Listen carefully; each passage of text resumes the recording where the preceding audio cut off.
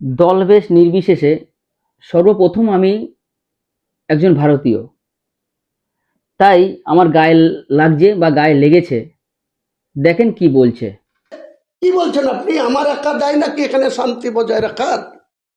হোক না লড়াই, লড়াই করে দেশ স্বাধীনতা হয়েছে, লড়াই করে ইন্ডিয়া পাকিস্তানের ভাগাভাগি হয়েছে, জওহরলাল নেহরু আর জিন্না।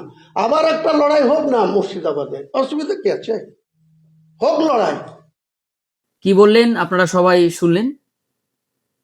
দেখুন, সে কিছুদিন ধরে দেখছি বিভিন্ন টিভিতে, খবরে, সোশ্যাল মিডিয়ায় একটা মসজিদ নিয়ে বিতর্ক চলছে।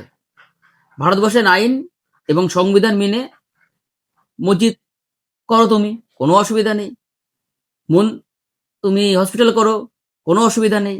হোটেল করছো, কোনো অসুবিধা নেই। তাহলে এর মধ্যে দেশভাগের কথা আসছে কেন? হোক না একটা লড়াই। কাদের সাথে লড়াইটা, তাহলে কাদের সাথে করবে?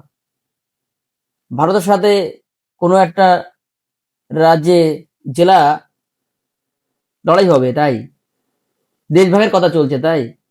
তাহলে আমরা কোন সমাজে, কোন জায়গায় বাস করছি?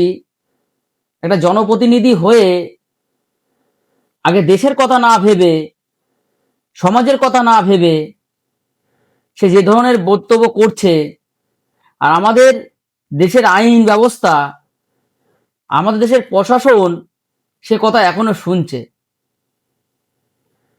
এটা আমরা আমাদের যুব সমাজের কাছে, শিক্ষিত সমাজের কাছে আমরা লজ্জিত।